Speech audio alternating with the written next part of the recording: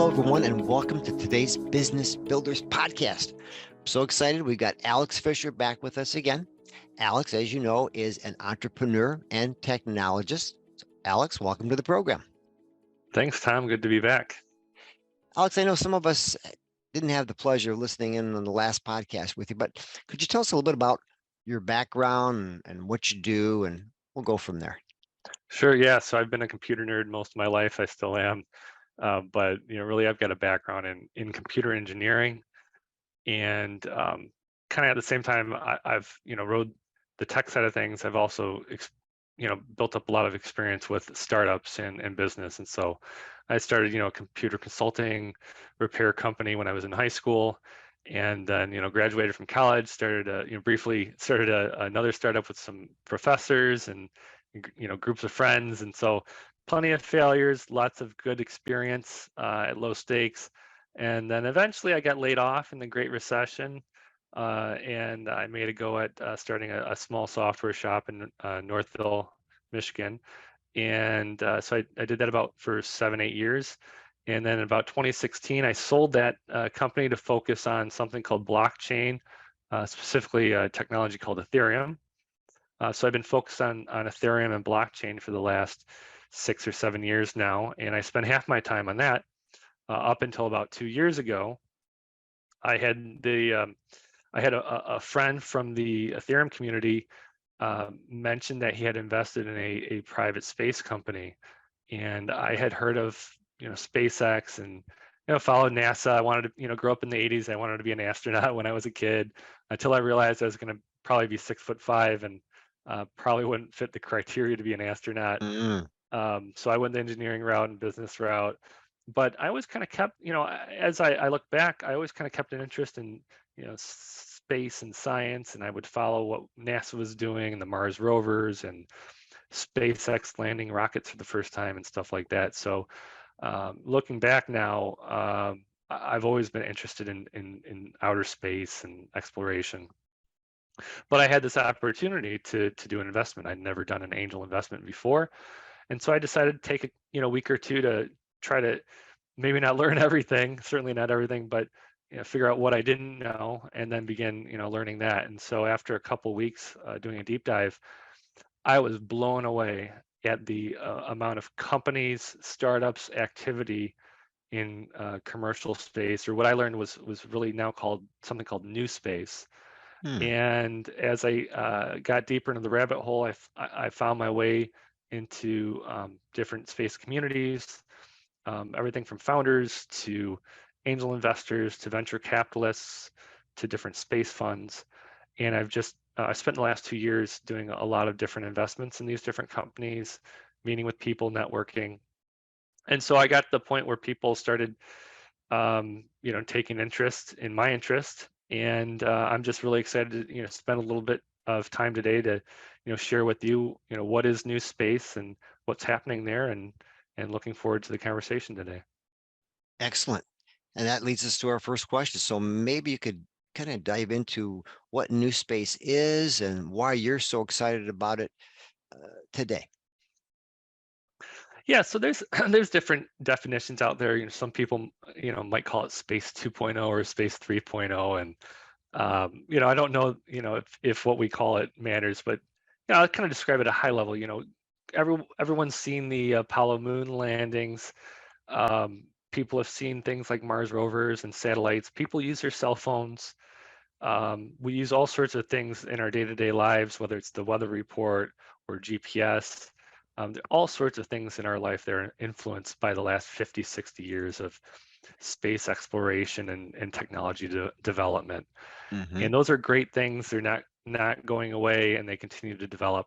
A lot of that work, though, was done by either a group of government organizations, a small group of countries, some large companies, some public, some defense contractors.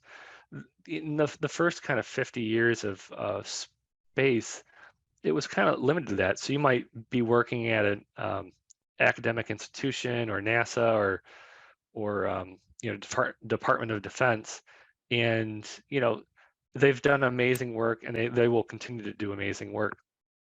But if you kind of go back to the PC revolution or the dot-com boom in Silicon Valley, and you start to look at when you give people with ideas a way to experiment, play, develop those ideas, test new hypotheses, sorry. Hmm. um, it's a lot different from just coming up with a grand vision and selling $1 billion project that takes 10 or 15 years. Those are important projects, but the smaller projects are important too. The smaller startups are important, and we've seen time after time, whether it's you know television and radio, or media, or computers, or the internet, or even cryptocurrency and blockchain. When you free people up to develop those ambitions, amazing things happen. And so really what new space is, in my view, is you've got all these 50, 60 years of space research and science and technology development. And now you've got entrepreneurs and engineers and all the other people that are important besides just the hard tech people, for turning those ideas into thriving businesses. And so new space is this idea that you can have, you know, you can have a couple people with an idea in a garage, put something into space that does something that changes the world, and that's really exciting to me. And I'll maybe, if we have time, I'll share a story. I was down in Florida last week for what's called a rideshare launch, and so there were 114 or so satellites put up on a single rocket launch, and I was in the room with companies that have spent years building those satellites, and it was a really amazing experience to be with them as their satellites were deployed for the first time. And these are not necessarily, I mean, some of them are larger companies, but others are just maybe a couple people or a small team that worked for years on that idea. So that's really Wow. what I think about as new space. Wow. Amazing. Amazing. Well, what have been some of the successes with new space and some of the failures? Well, let's start with some of the successes first. Yeah, so last year, SpaceX is really kind of the first company that um, productionalized reusable rockets. These are rockets that have a first stage that'll actually go up to space, and then they'll return to Earth, and they'll land vertically, so they can be reused again. So like the Hmm. propulsion systems, the rocket um, boosters, stuff like that can be refurbished and reused in shorter and shorter amounts of time. So SpaceX had 61 successful launches last year, which was a record for them. I think it may actually be a tie for the world record. I think there was a time where Russia did 61 launches or the Soviet Union had done 61 launches in a year. But again, those were with expendable rockets. Mm-hmm. At the same time, China has been investing very heavily in space. They did not send up as many launches or as much mass as SpaceX did, but they put up a lot of mass. They finished their space station. They have astronauts on orbit now up there conducting missions. They do not have reusable rockets, but even without that reuse capability, they invested very heavily in time, money, and infrastructure to put a lot of rockets up. So I think that was very telling. There's a lot of people interested in putting things in space. I mentioned I went to the Transporter 6 launch last week. There were teams that after the rocket goes up, there's a time period to deploy satellites. So about an hour and a half to actually deploy all these satellites. You don't want to all release them at the same time; they could crash into each other. So Mm-hmm. over a period of time, they're released around the globe, and it was awesome. As each satellite was released, you would hear a team over here in the room Hmm. or over here in the briefing room kind of celebrate, and it ranged everything from just a short happy gasp to rounds of applause and cheering and all sorts of excitement. So very cool seeing that. There's been more satellites put up into orbit in the last 2 years than basically the first 50 years of space combined. Wow. So it's really kind of the parabolic curve where things really are accelerating very quickly. So Mm-hmm. Lots of successes. The James Webb Space Telescope went live last year. Some amazing images that literally take us back in time farther than we've ever been able to see.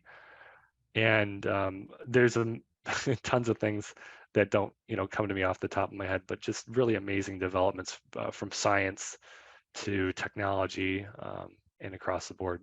Hmm. Alex, these satellites that are out there in space circling the Earth, so what are some of the uses they have for those satellites? How are they employed? Yeah, so you kind of got there's kind of two areas. One are kind of satellites, and I'll go through some of those use cases Hmm. that won't be too foreign to you. And there are plenty of satellites that need to be used for all sorts of uses. That's one side, and I'll go through those. The other side is kind of infrastructure. So as we Hmm. put more stuff into space, how do we manage it? How do we make sure there's Hmm. not just a bunch of junk floating up there? How do we Hmm. start reusing satellites and refueling satellites? So there's this whole layer of infrastructure that's being built out to facilitate these end uses. So there's kind of kind of two sides to it. There's the things that may affect our immediate daily lives, and there's the things that support those things. And I Hmm. think you know those are both very broad, interesting areas. But I'll kind of talk through a little bit about the use cases that maybe the average person can relate to. So number one would be probably the most heavy use for space today is for data communications. So it could be cell phone calls, just routing calls from one side of the world to the other through satellites in geosynchronous orbit. It could be TV communication, satellite TV. There's a new what's called a satellite constellation. There's a few thousand satellites that SpaceX have put up called Starlink. Starlink is like Wi-Fi or wireless internet for your home. So there's over 1 million subscribers around the world now that get their internet access through the Starlink satellites. These are just satellites that are zooming overhead, and as one satellite leaves, as you can't see one satellite, the other one comes into view, so you have Hmm. constant communication. Hmm. So data communications, it's a huge use case for space. GPS, another one. GPS, I think, began launching in the late 60s or early 70s. Whenever you're using Google Maps or Apple Maps or whatever in your car, when you're walking around a town, that GPS, these are space satellites that have been up there and help your phone figure out where you are on the globe. Hmm. Okay. Earth imaging is another big one. So satellites that look down onto the Earth to see, what's the weather, look like today, or where's there a hurricane or a tropical storm? Hmm. What's the weather potentially going to look like a few days from now?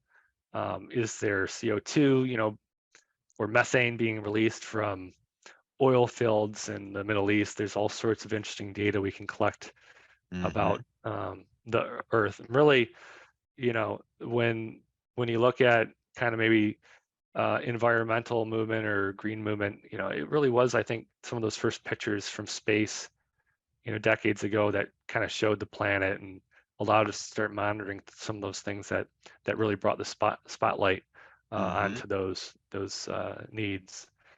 And so Earth imaging is a really big one. Then you've got satellites that look out, actually telescopes or looking at other planets or probes that go into deep space. You've got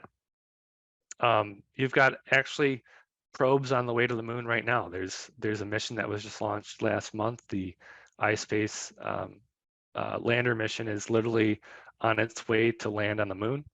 There's Hmm. another mission from a company called Intuitive Machines. They are preparing to take America back to the moon. They're scheduled to launch in March, and they're going to land on the moon's south pole. Hmm. Um, the moon has all sorts of interesting minerals. There's water. Water can be converted to different components, whether for breathable oxygen, oxidizer for rockets.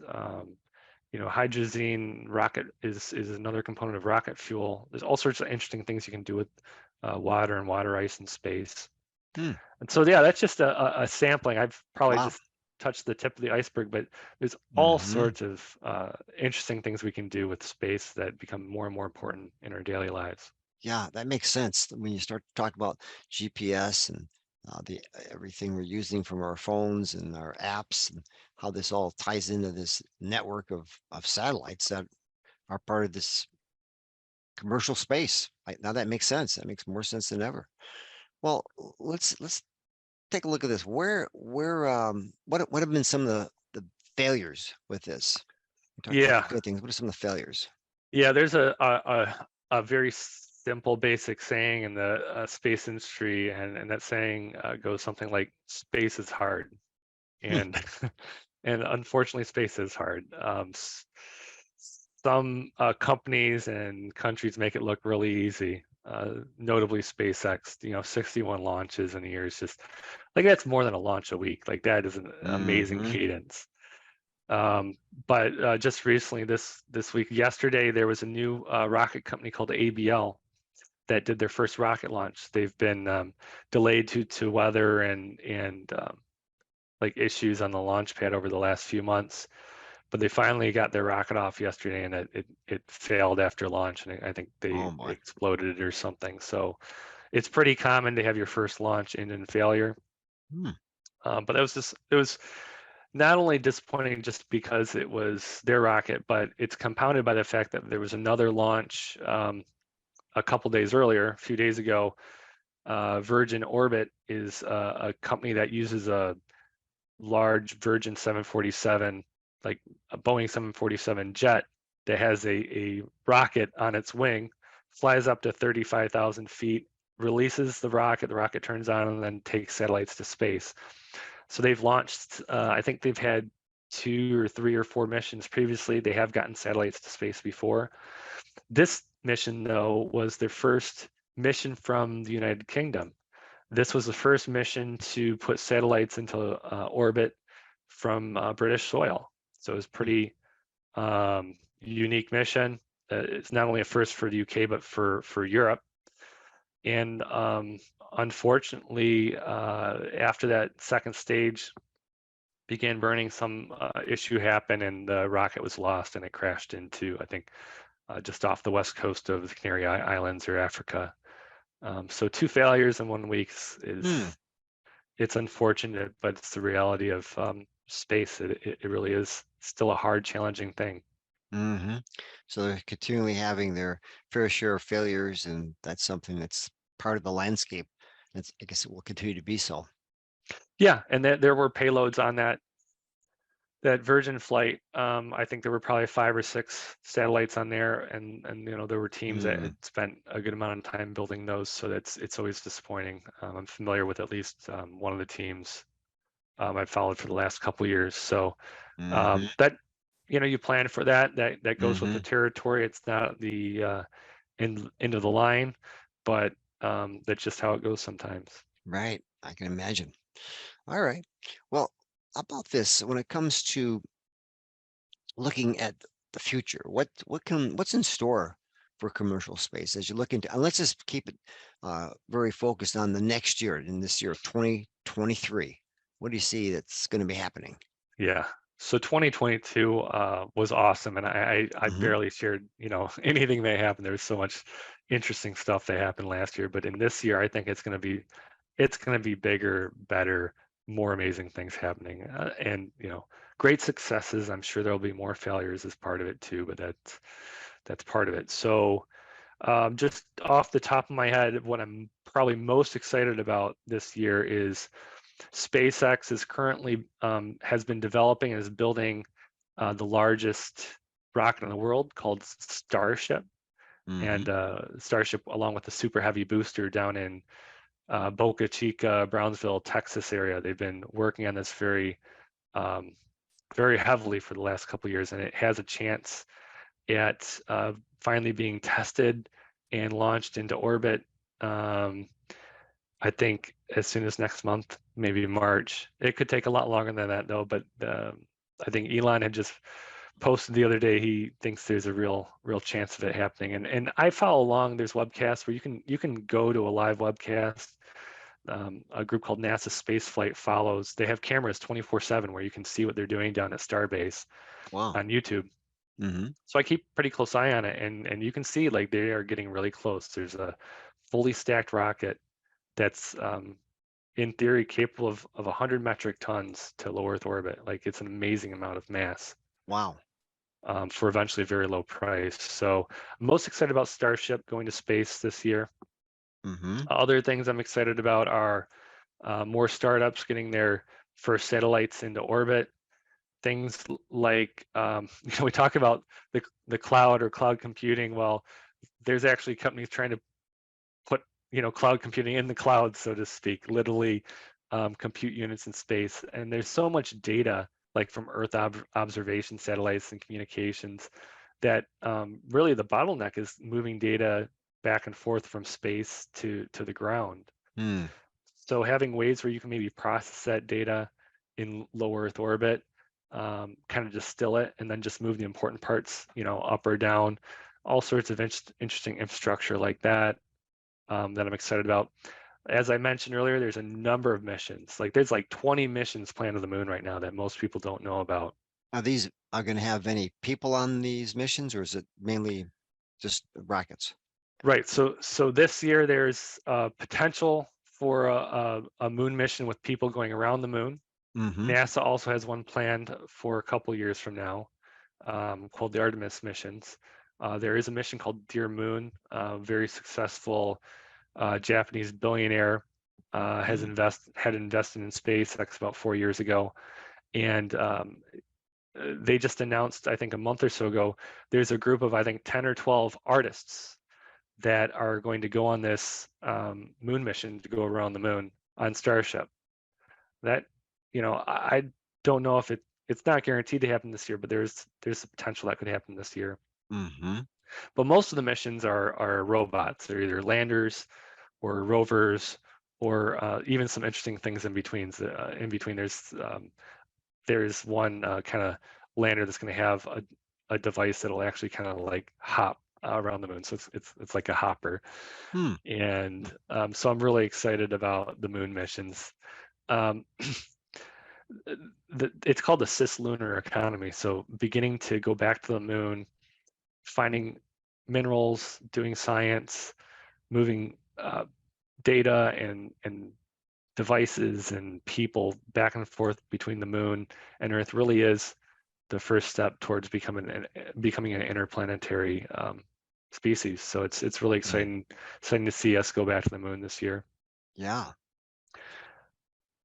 Yeah, then I guess there's a number of other things. There's cool satellites called like synthetic aperture radar that use radio waves to see through clouds, and all sorts of interesting applications for that. Starlink, adding more wireless internet service, or satellite Wi-Fi is cool.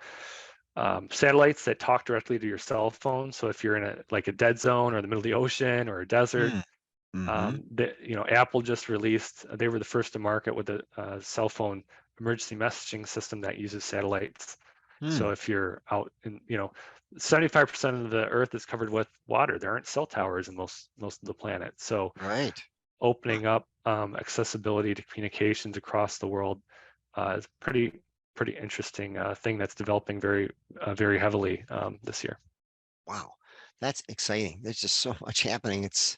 Well, I guess we're going to have you back, Alex, because there's just too much happening. We're going to need an update on this, another report and forecast. So all I can say is that this has been so educational for me and insightful. That's something I think our viewers are going to agree with. So are there any final words you want to share with us before we finish our podcast today? I would just say thanks again for having me here, Tom. Happy to come back later this year or whenever makes sense. I'm sure there'll be Hmm. lots of fun, interesting things to talk about. Part of why I love doing this stuff is because of the people. I love meeting new people and learning what they're doing, and finding ways that Hmm. space can help their companies. I think people think outer space is just has nothing to do with what you do, but the reality is that it likely could have to do with it today, and it probably will have even more to do with it tomorrow. So I don't know who said it, but there was a time in the 90s, I remember, when people were trying to figure out if the internet was a fad. Or you might have like a bank saying like, oh, we'll never be on the internet, and the reality is, of course, the internet changed our lives. every Hmm. company is an internet company in some way, whether you just have a website or you're doing meetings over Zoom like this. Right. Well, I think every company is going to be a space company in just the same way. It's going to be critical Hmm. to your business and where you're going in the future, and learning more about it earlier than rather than later Hmm. could help you as a business owner or entrepreneur too. Wow. Okay. That sounds incredible. And we appreciate those insights. And I see that happening. All right. Well, Alex, thanks again for being here today. We look forward to having you back next time. So until then, thank you. Thank you.